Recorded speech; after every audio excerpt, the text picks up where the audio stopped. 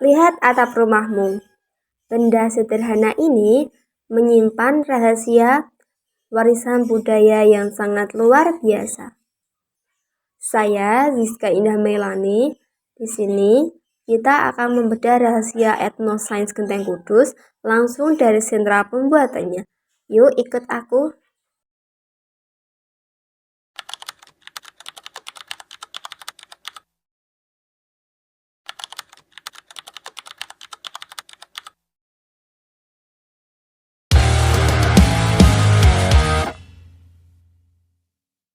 Semua berawal dari tanah liat pilihan. Pengrajin Kudus mempunyai kriteria yang ketat soal bahan baku.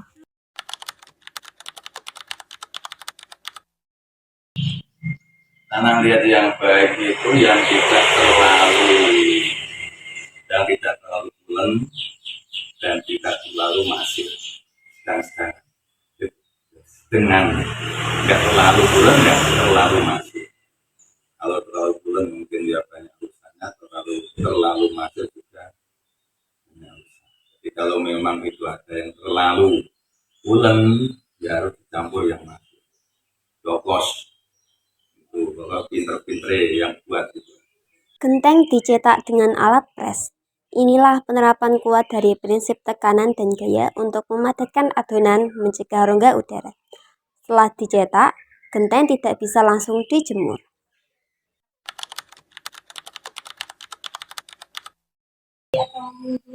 Oh, kalau itu melihat cuaca,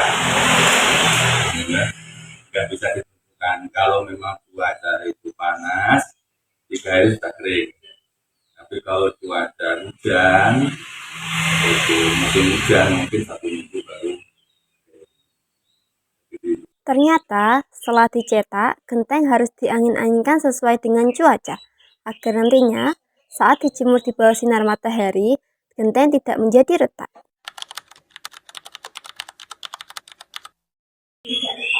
Nah, itu juga tergantung cuaca juga. Kalau memang cuaca panas, itu sekitar 5 jam sudah cukup.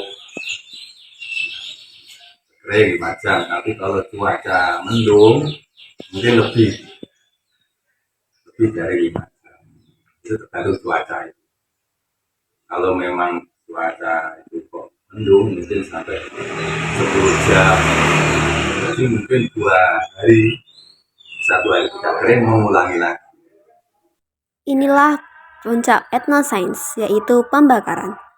Kalori yang sangat tinggi, mengubah struktur kimia tanah liat, membuatnya keras seperti keramik dan tahan air. Proses ini memakan waktu sekitar 24 jam.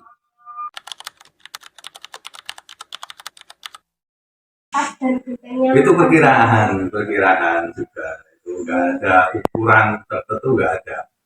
Oh, diperkirakan kalau apinya sudah kelihatan merah putih, sumur putih, itu sudah tua. Kalau cuma yang merah aja itu berarti belum mencukupi untuk standar genteng yang baik. Jadi kita standar genteng yang baik itu kalau memang diukur sekarang itu kira kurang lebihnya itu sampai 300 derajat. Genteng yang matang punya bunyi yang nyaring dan kuat. Namun, usaha ini punya tantangan terutama saat musim hujan.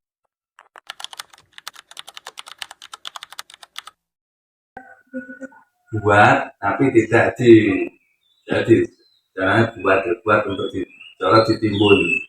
Nanti kalau sudah panas baru dikeringkan. Buatnya tetap buat, tapi ditimbun dulu, enggak langsung dijemur. Jadi penjemuran nanti menunggu kalau memang sudah ada panas. Genteng dicetak dengan berbagai bentuk yang berbeda, yang pastinya memiliki makna di balik bentuk-bentuk tersebut.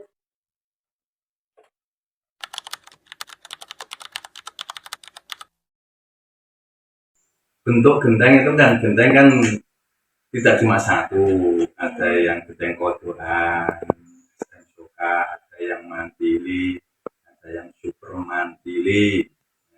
Semua bentuk genteng, ada yang lentur, ada yang cepat, itu semuanya ada kegunaannya. Kalau memang nggak ada itu mungkin nggak bisa dipasang. Jadi ada kegunaan sendiri-sendiri, ada yang seperti itu untuk supaya itu bisa dipasang dengan warna.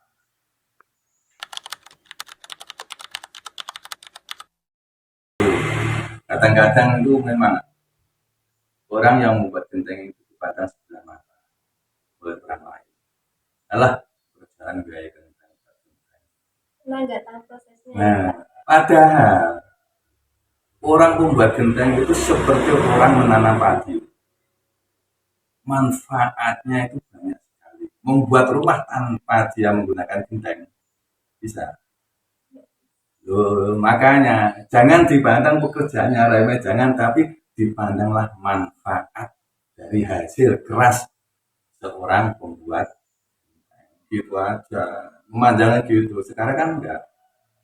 Gitu. Jadi kalau memandang itu manfaatnya, jangan dipandang pekerjaannya remeh.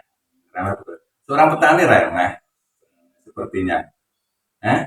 Itu sawah, awalnya gosong, panasan. Eh, kalau pegawai negeri kan enggak, asinan. Eh, remeh petani. Tapi jangan dipandang dari pekerjaan petani, tapi manfaat dari pekerjaan itu. Sumpah enggak ada petani, enggak ada beras, makan apa? Pegawai negeri makan apa? Presiden makan apa? Menteri makan apa? DPR makan apa? Kalau tidak, jangan menghina daerah.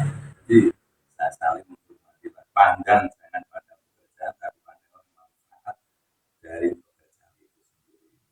Itulah ya. Jadi pesan saya itu memang gitu.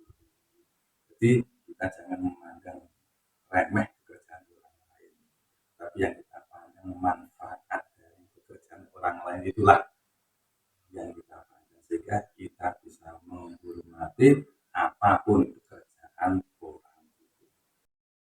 Genteng Kudus bukan hanya sekedar atap, melainkan syarat akan ilmu fisika dan kimia, sebuah kearifan lokal yang menakjub. Kita sudah melihat bagaimana kearifan lokal menciptakan genteng yang kuat. Sekarang, mari kita gunakan sudut pandang sains kita. Genteng yang dibakar akan menghasilkan gas dan partikel asap.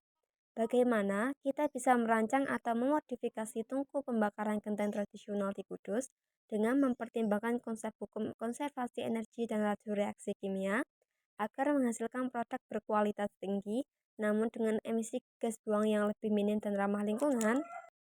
Call to action, tulis analisis dan jawabanmu di kolom komentar.